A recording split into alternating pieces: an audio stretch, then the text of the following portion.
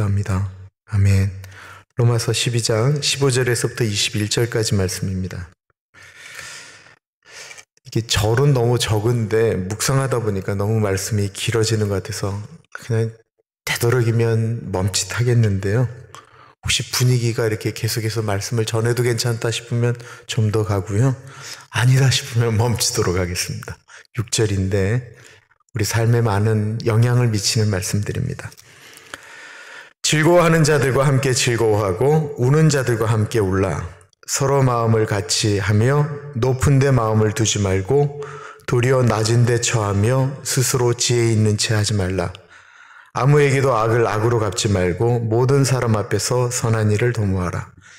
할 수 있거든 너희로서는 모든 사람과 더불어 화목하라. 내 사랑하는 자들아, 너희가 친히 원수를 갚지 말고 하나님의 진노하심에 맡기라. 기록되었을 때 원수 갚는 것이 내게 있으니 내가 갚으리라고 주께서 말씀하시니라. 내 원수가 줄이거든 먹이고 목마르거든 마시게 하라. 그리함으로 내가 숯불을 그 머리에 쌓아 놓으리라. 악에게 지지 말고 선으로 악을 이기라. 아멘. 로마서는 서두에 처음에 말씀드렸던 것처럼 두 부분으로 나누어져 있습니다. 16장까지 있는 로마서는 11장까지는 우리가 예수님을 어떻게 믿어야 되는가? 예수님은 누구이신가? 우리 인간은 누구인가? 그러니까 기독론에 대해서, 죄의 문제에 대해서 거의 신학적인 모든 내용들이 다 들어가 있고 인간은 죄인이다. 그 인간을 구원하시기 위하여 예수 그리스도가 오셨다. 율법으로도 할례로도 유대주의로도 구원을 얻을 수 없다. 그리고는 유대인의 구원의 문제까지 다룬 다음에 12장부터는 그렇다고 한다면 우리 그리스도인들은 어떻게 살아가야 되는가? 그리스도인으로 살아가는 것은 무엇인가? 라고 하는 실천적인 이야기를 하고 있습니다. 로마서에 나타나 있는 모습은 이렇게 가만히 말씀을 묵상하다 보니까 같이 행복해지는 것을 말하고 있는 것 같았습니다. 내가 예수 믿어서 얻은 것이 내가 예수를 믿게 되면 나만 얻어지는 게 아니고 내 주변이 저절로 얻어지는 것을 말씀하고 있는 것 같았습니다. 오늘 본문이 갈등을 겪는 분들에게 또한 예수님을 잘 믿고 싶어도 늘 걸리는 것이 있는 분들에게 참 도움이 됐으면 좋겠다라는 생각이 듭니다. 15절 보겠습니다. 즐거워하는 자들과 함께 즐거워하고 우는 자들과 함께 울라. 말은 참 좋은 말이죠. 즐거워하는 자들과 즐거워하고 우는 자들과 함께 울라. 뭐 당연한 말 같다라는 생각이 드는데 정말로 어려운 말입니다. 왜 그럴까요? 그건 우리 상태가 있잖아요. 우리 상태가 있는데 우는 자들과 어떻게 우냐고요. 내 상태가 그게 안 되는데. 근데 그리고 또 즐거워하는 자들과 기뻐하는 사람들과 어떻게 기뻐할 수 있습니까? 그런데 만약에 이 두 가지 중에 한 가지 조금 더 그래도 우리가 쉽게 할 수 있는 것이 있다고 한다면 무엇일까요? 우는 자들과 함께 우는 걸까요? 아니면 즐거워하는 자들과 함께 즐거워하는 것일까요? 우리는 아무리 힘들어도 슬픔을 당하고 어려움을 당한 사람을 위로하는 것은 사람들은 대부분 할 수 있습니다. 왜 그렇습니까?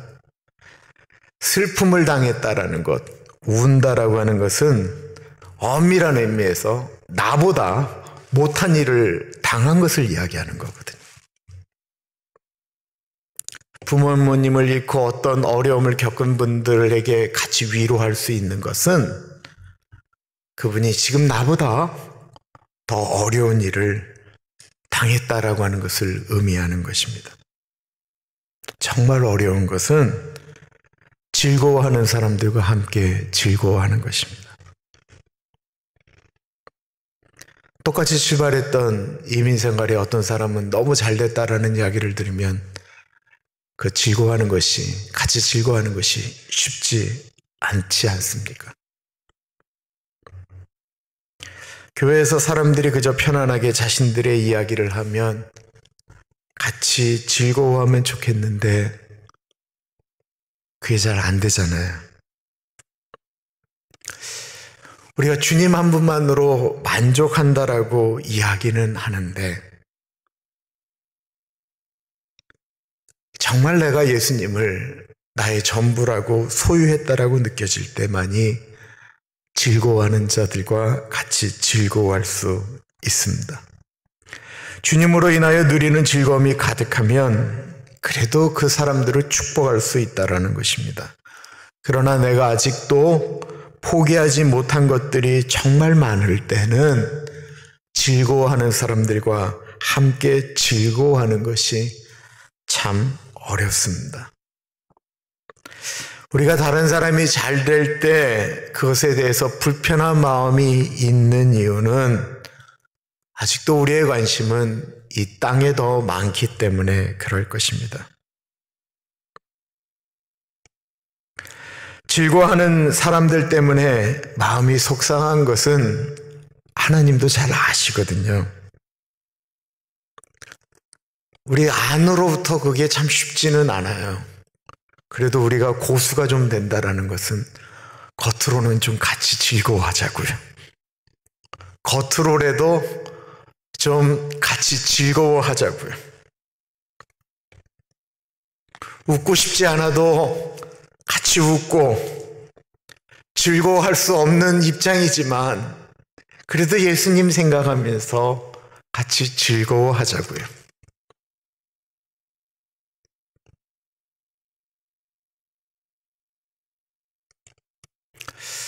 제가 요즘 여러분들에게 한 장짜리 그냥 따뜻한 이야기, 주보에 따뜻한 이야기 똑같은 것으로 한 장씩 내보내고 있는데 아직 보내지 않은 글 중에 이런 글이 있어요. 어떤 부모가 자식이 아파서 병원에 왔는데 이 의사가 막 다른 일로 정신이 없는 거예요. 그러니까 막 소리를 지르는 거예요. 우리 아이가 아픈데 왜 이러고 있습니까?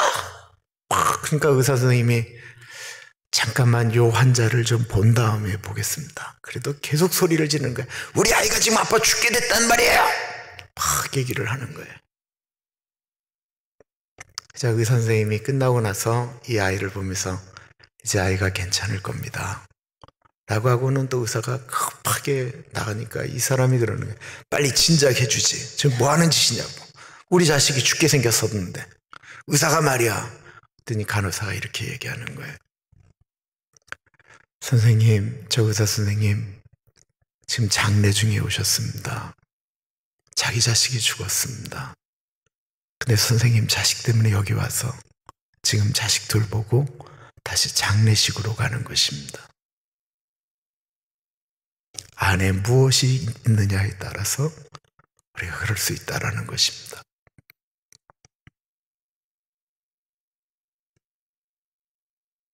그래서 겉으로라도 즐거워하는 훈련을 좀 해야 될 것 같아요. 내 안에 있는 예수 그리스도로 인하여 더 즐거워할 수 있으면 더 감사한 일이고요. 그러면 많은 사람들이 정말 행복해 하거든요. 16절은 겸손에 대한 말씀을 하고 있습니다. 서로 마음을 같이하여 높은 데 마음을 두지 말고 도리어 낮은 데 처하며 스스로 지혜 있는 채 하지 말라. 무슨 말이죠? 딱 한마디로 정의하면 잘난 척하지 말라라는 말이에요. 어거스틴이 아주 유명한 말을 했습니다. 천사가 교만해지니까 악마가 되었고 인간이 겸손해지니까 천사가 되었다. 맞는 말이죠. 아무리 좋은 사람도 교만해지기 시작하면 즉시 다른 사람들을 불편하게 만들게 됩니다. 마음에 아픔을 주는 사람이 되게 됩니다. 그런데 보잘것없는 사람, 형편없는 사람들이었던 사람들 자체도 겸손해지기 시작하면 사람들은 그를 천사라 부르기 시작한다라는 것입니다. 왜 그럴까요? 사람들은 다 겸손한 사람들을 좋아합니다. 왜 사람들이 예수 믿는 사람들은 욕을 해도 예수님을 욕하지 않는 줄 아십니까? 그분이 하나님의 아들이기 때문에요. 이 땅에 하나님의 아들이라고 이야기하는 사람이 얼마나 많았는데요. 그 이유는 예수님이 하나님의 아들이었는데 하나님의 아들처럼 행동하지 않으셨고, 만왕의 왕이셨는데 만왕의 왕처럼 행동하지 않으셨기 때문에 그렇습니다. 저에게 어떤 구절을 제일 좋아하느냐라고 이야기하면 몇 번 말씀드렸던 것 같아요. 빌립보서 2장에 있는 말씀입니다. 옛날 초대교회는 그리스도의 찬미송이라고 불렸던 구절인데요. 보겠습니다. 너희 안에 이 마음을 품으라. 곧 그리스도 예수의 마음이니 그는 근본 하나님의 본체시나 하나님과 동등됨을 취할 것으로 여기지 아니하시고 오히려 자기를 비워 종의 형체를 가지사 사람들과 같이 되셨고 사람의 모양으로 나타나사 자기를 낮추시고 죽기까지 복종하셨으니 곧 십자가에 죽으심이라. 우리는 교회에서도 잘난 척하면 안 되지만 특히 예수 안 믿는 사람들 앞에서 우리 예수 믿는 분들이 잘난 척하면 안 됩니다. 선교에 대해서 이야기할 때 우리 교회 몇 번 오셨던 서정문 총장님이 선교사로 나가는 사람들에게 꼭 얘기했던 세 가지가 있습니다. 이 세 가지만 지키면 선교는 무조건 성공한다는 거예요. 아는 척하지 말고, 있는 척하지 말고, 잘난 척하지 마라. 이 세 가지가 원주민들이 제일 싫어하는 일이다라는 거예요. 아는 척, 있는 척, 잘난 척. 겸손함에 하나님이 기뻐하십니다. 겸손하면 사람들이 얕볼 것 같은데 그렇지 않다라는 거예요. 예수님이 사람의 모습으로 십자가에 죽으사 하나님께서 하셨던 것이 무엇입니까? 이러므로 하나님이 그를 지극히 높여 모든 이름 위에 뛰어난 이름을 주사 하늘에 있는 자들과 땅에 있는 자들과 땅 아래에 있는 자들로 모든 무릎을 예수의 이름에 꿇게 하시고 모든 입으로 예수 그리스도를 주라 시인하여 하나님 아버지께 영광을 돌리게 하셨느니라. 우리가 겸손해질 때 정말 주의해야 될 분은 겸손한 사람들 앞에서 겸손해지는 것이 아닙니다. 교만한 분들 앞에서 겸손한 게 참 중요합니다. 겸손한 사람들 앞에서 교만해지는 사람 별로 없습니다. 그런데 우리의 마음 가운데는 우리 앞에서 교만한 사람들을 보면요, 그 꼴을 잘 못 보게 돼요. 그게 참 어렵죠, 그죠? 누가 이게 잘난 척하면 그걸 어떻게든지 이렇게 꺾어놓고 싶어하는 마음이 있어요. 저는 참 그게 많아요. 누가 좀 아는 척하면 좀 이렇게 격려해주면 좋겠는데, 그 뭐 시덥지도 않게 책 한 권 보고 얘기하는 거 그거 그냥 꺾어놓고 싶은 마음이 제 안에 이렇게 있어요. 그래서 늘 기도하는 게 그거예요. 자, 이렇게 겸손한 사람들, 부족하게 이렇게 얘기하는 분들 보면 참 좋은데, 이렇게 좀 잘난 척하고 이러면 어떻게든지 그걸 꺾어놓고 싶어 하는 욕망이 있습니다. 그래서 누가 이렇게 교만하게 말하고 그러면요, 그냥 맞장구 쳐주자고요. 정말 대단하다고. 진짜 놀라운 일을 했다고. 이유는 그래야 내 마음도 편하고 그 사람도 편하고 그래야 사람을 얻을 수 있기 때문에 그렇습니다. 누가 잘난 척하는데 막 칭찬하잖아요. 그러면 그분이 나가서 그렇다고요. 그 사람 굉장히 괜찮은 사람이라고. 우리가 칭찬해주면 그분이 나가서 그런다니까요. 그 사람 굉장히 괜찮은 사람이더라고. 그런데 잘난 척 하는데 그거 꼬집고 하면은요, 원수가 됩니다. 그래서 네가 믿는 예수는 나는 그런 예수 안 믿는다라고 이야기하는 거예요. 내가 받아주면 나도 행복하고 다른 사람도 행복해집니다. 내가 그럴 수 있는 유일한 이유는 내 안에 예수님이 계시기 때문에 그렇습니다. 오늘 본문 말씀에 할 수 있거든 너희는 모든 사람으로 더불어 화목하라고 말씀하고 있습니다. 18절입니다. 할 수 있거든 너희로서는 모든 사람과 더불어 화목하라. 어떤 사람들과 화목하라, 평화하라고 하는 것인가요? 착한 사람들 혹은 우리 위에 있는 사람들 뭐라고 이야기하고 있죠? 모든 사람이라고 이야기하고 있다라는 것입니다.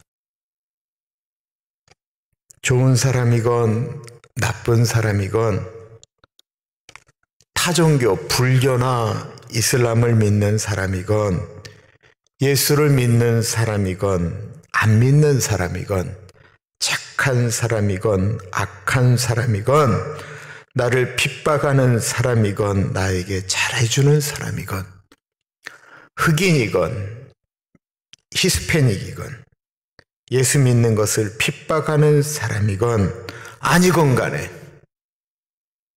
저 모든 사람 안에 다 들어가 있다는 것입니다.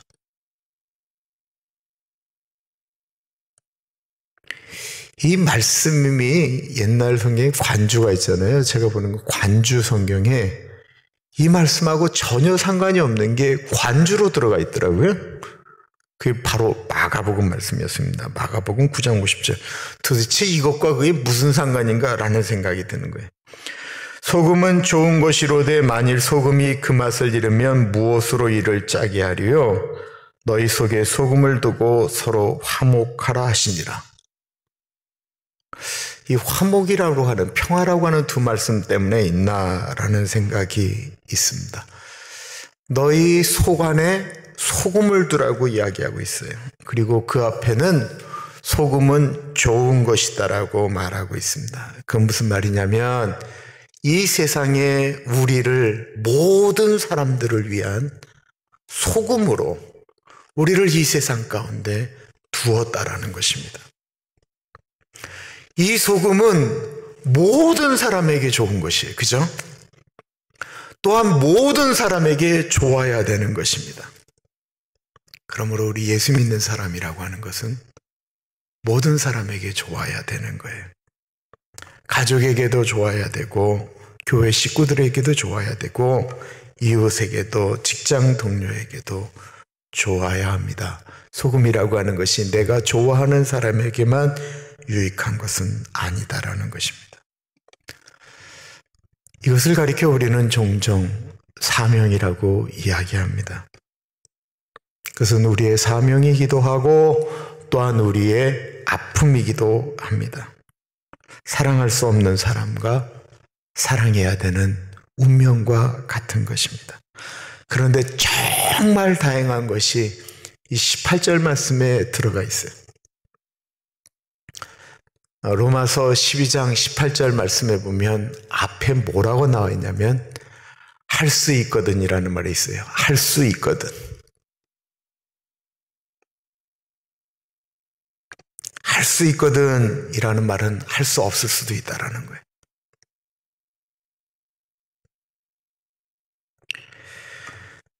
내가 평화를 이루겠다라고 하는 건 최선을 다해야 가능한 거죠. 내가 이제 너하고 평화롭겠다라고 해서 화목하겠다라고 해서 화목해지는 것은 아닙니다. 화목할 수 있거든 최선을 다해서 힘을 다해서 우리가 만들어 가야 되는 것이 할 수 있거든 이라는 말이에요. 화목이라고 하는 것은 내 희생이 없이 화목해지는 게 아니에요. 사람들은 행복하다라고 이야기하는 것을 배우자가 나한테 잘해주기 때문에 행복하다고 얘기를 해요.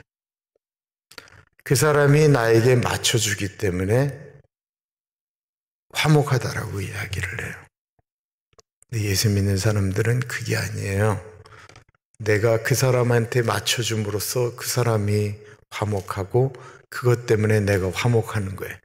이 화목이라고 하는 것은 감정적인 거지만 이 화목이라고 하는 것을 이루기 위해서는 할 수 있거든. 모든 사람과 화목하라는 거에는 대가를 지불하는 것을 의미하는 것입니다. 제가 저희 집사람하고 싸웠습니다. 그리고는 그 화목을 이루는 기는 누가 갖고 있어요? 한국 남자들은 남자가 갖고 있다고 생각을 해요. 내가 넓은 마음을 가지고 집사람한테 툭 치면서 이제 그만해. 오늘부터 화목이야. 알았어? 알았어? 몰랐어? 라고 이야기를 하는 거는 남자들이 생각할 땐 내가 먼저 손을 내미는 거는 엄청난 희생이라고 생각을 해요. 곽 장로님 맞죠? 엄청난 평화를 내가 꼭 주는 것 같아요. 근데 내가 그런다고 해서 여자들이 마음이 풀어집니까? 그럼 내가 그렇게 넉넉한 마음으로 손을 내밀었는데도 불구하고 그걸 받지 않으면 그 사람 문제입니까? 내가 어떻게 해야 됩니까? 내가 그 가정 가운데 화목을 이루려면 어떻게 해야 되는 거예요? 저희 집사람은 악랄하거든요. 풀어주려면 어떻게 해야 돼요? 안마도 해드려야 돼요. 설거지도 해드려야 돼요. 시장 바구니 간다고 할 땐 쫓아가줘야 돼요. 뭐 별짓을 다 해야 돼요. 제 말이 맞죠?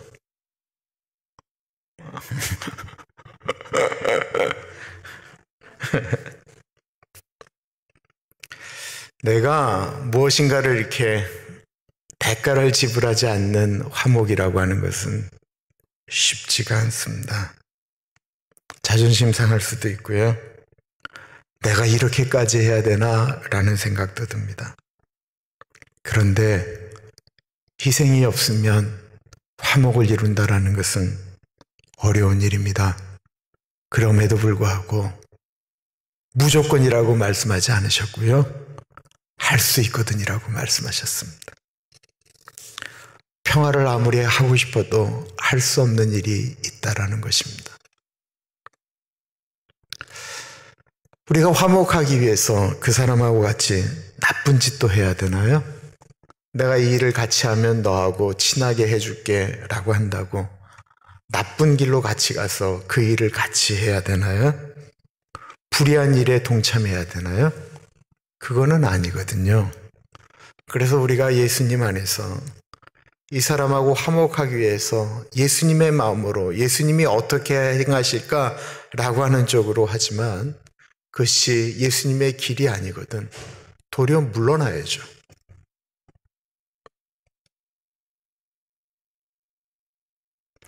그러나 일반적으로 우리가 살면서 우리가 불의한 일을 하면서까지 우리가 화목을 이루는 일은 거의 없다라는 것입니다. 사실 우리가 참고 인내하고 손해를 보면 가정에는 대부분 화목을 얻게 됩니다.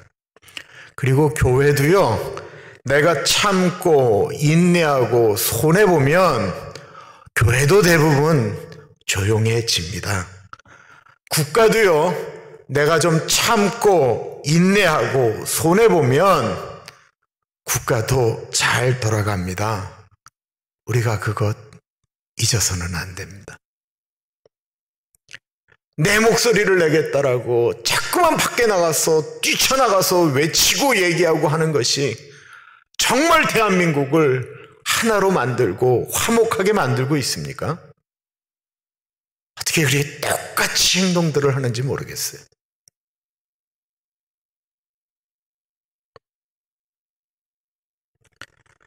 예수님이 마태복음 5장 9절에 이렇게 말씀하셨습니다. 화평하게 하는 자는 복이 있나니 그들이 하나님의 아들이라 일컬음을 받을 것이며, 주님께서 우리를 부르시며 하나님의 아들이라고 불러주셨죠.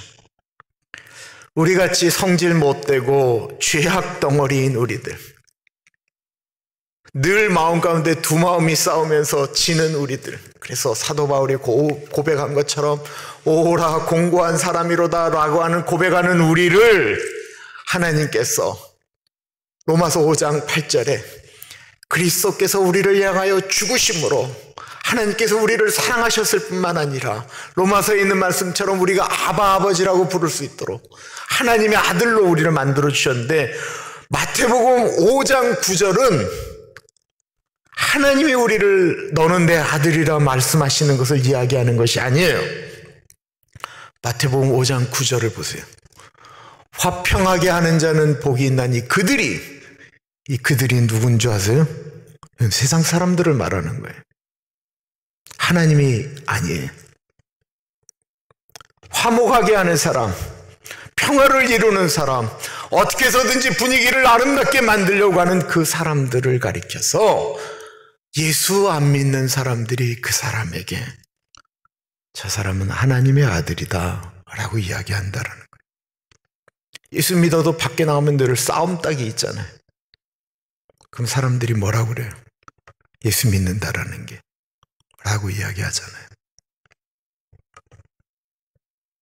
사람들이 우리를 하나님의 아들이고 딸이라고 불러주는 이유는 화목한 사람이기 때문에 그렇습니다. 예수님 믿었는데 나 때문에 주변까지 행복하면 얼마나 좋겠는가 라는 생각이 드는 거죠. 그러려면 가만히 있는데 그 일이 이루어지나요? 내가 희생해야 그 일이 이루어진다라는 것입니다. 내가 정말 희생하지 않으면 그 일이 어려워집니다. 내 욕심 다 챙기고 내 하고 싶은 거 다 하면서 남는 것으로 그거 불가능합니다. 그래서 안 하는 거예요. 교회만 가면 천사인데 밖에만 나오면 악마인 아내를 누가 사랑하겠습니까? 교회 가면 천사인데 밖에 나가면 악마인 직장 상사를 누가 좋아하겠습니까? 19절에서부터 20절 보겠습니다. 내 사랑하는 자들아, 너희가 친히 원수를 갚지 말고 하나님의 진노하심에 맡기라 기록되었을 때 원수 갚는 것이 내게 있으니 내가 갚으리라고 주께서 말씀하시니라. 내 원수가 줄이거든 먹이고 목마르거든 마시게 하라. 그리함으로 내가 숯불을 그 머리에 쌓아 놓으리라. 이 말씀은 잠언에 있는 말씀을 그대로 인용한 거예요. 잠언 25장입니다. 내 원수가 배고파하거든 음식을 먹이고 목말라 하거든 물을 마시게 하라. 그리하는 것은 핀 숲을 그의 머리에 놓은 것과 일반이요 여호와께서 내게 갚아 주시리라. 해석을 좀 해야 이해가 될 것 같아요.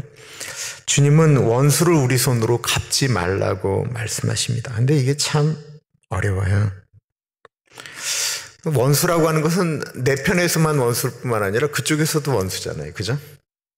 내가 예수님 믿고 저 원수 내가 용서하기로 했는데 저 원수가 나를 끝까지 용서 안 하겠다고 달려들면 어떡하죠?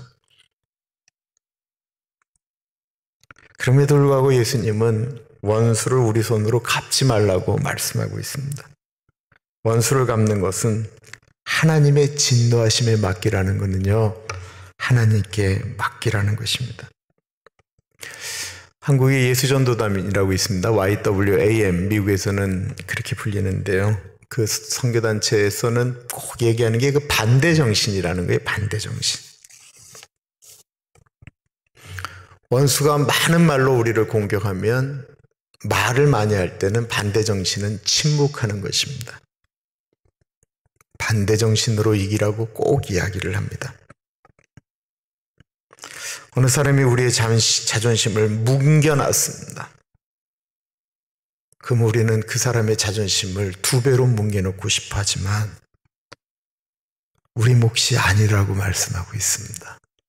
속이 부글부글하지요. 그래도 우리 몫이 아니다라고 말씀하고 있습니다. 주님이 갚아주신다라는 것입니다. 내가 분명히 그렇지 않았는데 불의하게 억울하게 당했다라고 이야기할 때 그때도 참으라고 말씀하고 있는 것입니다. 오늘날 우리 예수 믿는 사람도 안 참습니다. 목사들도 안 참고 장로님들도 안 참고 문제가 되어지면 그냥 어떻게든지 다 드러내놓고 싸우자고 달려듭니다. 어렵습니다. 히브리서 10장 30절 말씀입니다. 원수 갚는 것이 내게 있으니 내가 갚으리라 하시고, 신명기 32장 35절입니다. 그들이 실족할 그때에 내가 보복하리라. 그들의 환난 날이 가까우니 그들에게 닥칠 그 일이 속히 오리로다. 하나님이 갚으시도록 하고 우리는 원수를 사랑하라고 말씀하고 있습니다. 우리는 원수를 대물림합니다. 우리 어르신들이 조심해야 될 것들이 있어요. 내가 지금 이 교회를 싫어하는 이유는 내가 교회에서 이런 일을 당했기 때문이다. 내가 지금 목사와 이렇게 지금 대립을 하고 있는 이유는 우리 목사가 이러이러했기 때문이다. 교회에서 지금 우리가 싸우는 이유는 이러이러하기 때문이다 라고 하면서 본인이 하는 행동을 정당화하지만 그 이야기가 자녀들한테 흘러갈 때는 내 마음 가운데 있는 그 악한 점이 그 자녀들의 마음 가운데, 은영 가운데 심어놓게 된다라는 거예요. 그래서 이게 계속해서 대물림해 가게 돼요. 부모가 누구한테 상처받은 것을 그 자녀들 앞에서 흘러가게 만들어서 그 자녀가 그 사람을 미워하게 만드는 거예요.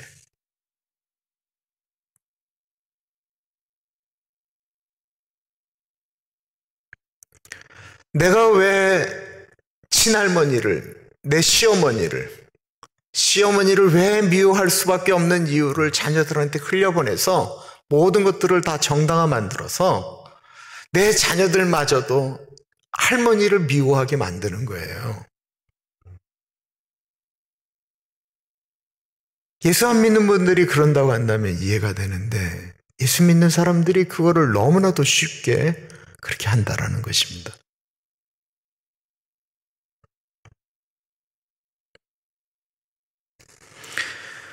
본인이 억울하고 분한데 이기는 법이 나오고 있습니다. 도리어 대접하는 것입니다. 그런데 이게 엄청난 복수예요. 그것은 머리 위에다가 숯불을 올려놓는 것과 같다라고 이야기하는 거, 이게 도대체 무슨 말씀이죠?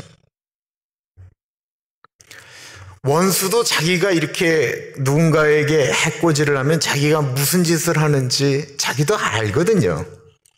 감정적으로 행동을 했는데 그 반대쪽에서 나오는 것이 선이면 마음이 불편해지는 거예요. 이게 저쪽에서 반대로 나와야 내가 좋은데 반대로 안 나오니까 내 마음이 녹아지는 게 아니고 더 불편해지는 거예요. 머리에 숯불을 올려놓는 것처럼 온몸으로 느끼게 한다라는 것입니다. 선지자 엘리사 시절에 아람 군대가 이스라엘을 쳐들어왔습니다. 그러자 기도 가운데 하나님이 이 아람 군대를 다 눈을 멀게 만들었어요. 그리고 눈을 멀게 한 상태로 끌고 왔는데 어디냐면 사마리아 성 한복판이에요. 이스라엘 군사들이 삥 둘러싸고 있는 것입니다. 그때 이스라엘 왕이 엘리사 선지자에게 묻는 것이 열왕기하 6장에 나옵니다. 사마리아에 들어갈 때 엘리사가 이르되 여호와여 이 무리의 눈을 열어서 보게 하옵소서 하니 여호와께서 그들의 눈을 여심해 그들이 보니 자기들이 사마리아 가운데 있더라. 이스라엘 왕이 그들을 보고 엘리사에게 이르되 내 아버지여 내가 치리이까 하니 대답하되 치지 마소서. 칼과 활로 사로잡은 자인들 어찌 치리이까. 떡과 물을 그들 앞에 두어 먹고 마시게 하고 그들의 주인에게로 돌려보내소서 하는지라.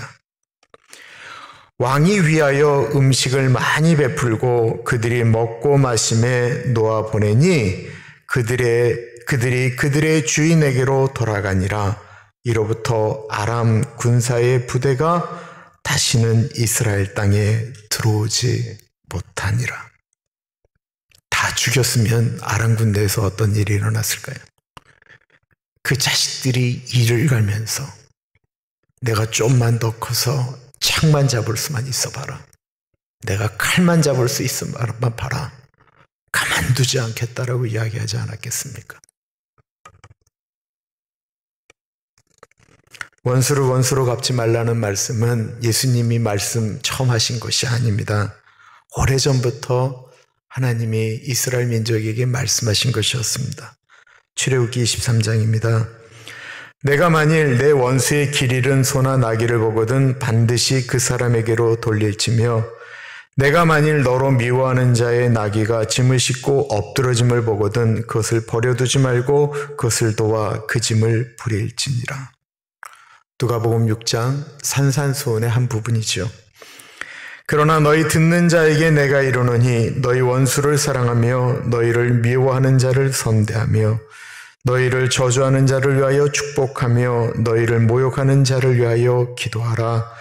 너희가 만일 너희를 사랑하는 자만을 사랑하면 칭찬받을 것이 무엇이냐? 죄인들도 사랑하는 자는 사랑하느니라. 너희가 만일 선대하는 자만을 선대하면 칭찬받을 것이 무엇이냐? 죄인들도 이렇게 하느니라. 예수님의 가장 아름다웠던 모습은 무엇일까요? 십자가 아니겠습니까? 십자가에서 돌아가실 때 예수님의 이 말씀처럼 정말 우리 마음 가운데 있는 말씀이 무엇입니까? 너는 하나님의 아들이 아니냐? 십자가에서 내려와 봐라. 저가 다른 사람은 구원하였을 때 다른 사람은 구원하지 못하다. 침뱉고 조롱하는 그 사람들을 향하여 예수님이 하셨던 말씀은 아버지, 저들을 용서해 주십시오. 저들이 지금 뭐라고 이야기하는지, 뭐 하는지 알지 못합니다.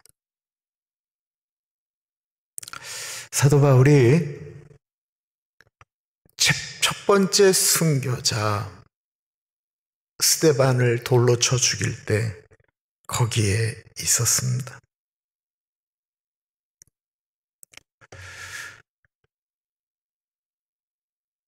돌로 쳐 죽이는데 저 마땅히 죽여야 될 원수 예수의 제자라고 생각을 하고 돌로 쳐 죽이는데 그 스데반이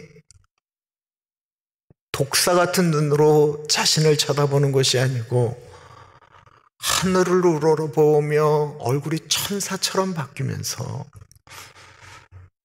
바울의 눈을 보면서 아버지, 저들의 죄를 용서하여 주십시오. 저들이 지금 무슨 짓을 하는지 알지 못하기 때문에 그렇습니다.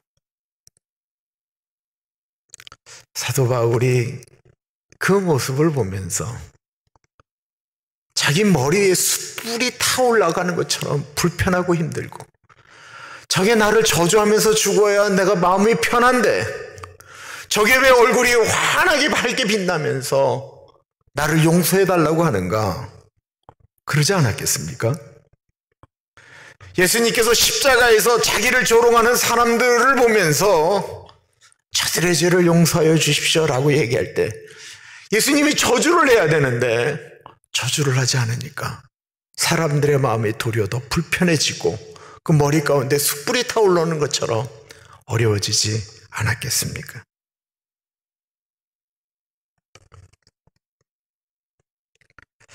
그러시면서 악을 악으로 갚지 말고 선으로 악을 이기라고 말씀하고 있습니다.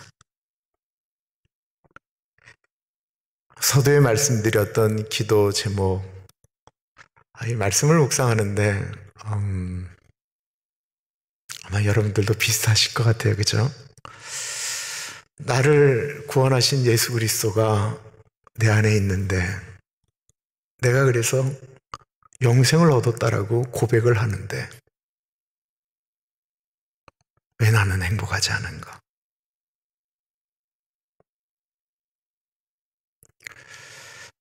예수를 믿어서 영생을 얻었다라고 하고 가장 큰 보화를 얻었다라고 이야기하는데, 내가 이 땅에 있는 것을 단 하나도 포기하지 않으면서 영생까지 얻었다라고 이야기하고 있는 것은 아닌가. 내가 행복하지 않은데 어떻게 주변에 있는 사람들이 당신이 예수 믿어 행복한 그 모습 보니 나도 좀 믿고 싶다라고 이야기해야지. 내가 예수 믿고 맨날 질질 짜고 힘들어하고 아파하고, 남들 아파하는 거 똑같이 아파하고, 남들 힘들어할 때 그 문제 넘어가지 못하고 나도 똑같이 그러고, 똑같이 미워하고 똑같이 저주하고 똑같이 그러는데 누가 예수 믿겠는가? 안 그렇습니까? 그렇다고 한다면 문제가 어디에 있습니까? 내가 문제 아니겠습니까? 우리가 정말로 이겨야 될 사람은 누구입니까? 나 자신인 것입니다. 다른 사람과 화목하지 않은 내가 문제입니다. 이 시간에 우리 같이 기도하겠습니다. 주님이 나의 모든 문제를 다 푸셔서 평화가 되셨다고 하는데, 나도 다른 사람과의 모든 문제나 어떤 환경적인 문제 가운데 화목하게 하여 주십시오. 같이 기도하겠습니다.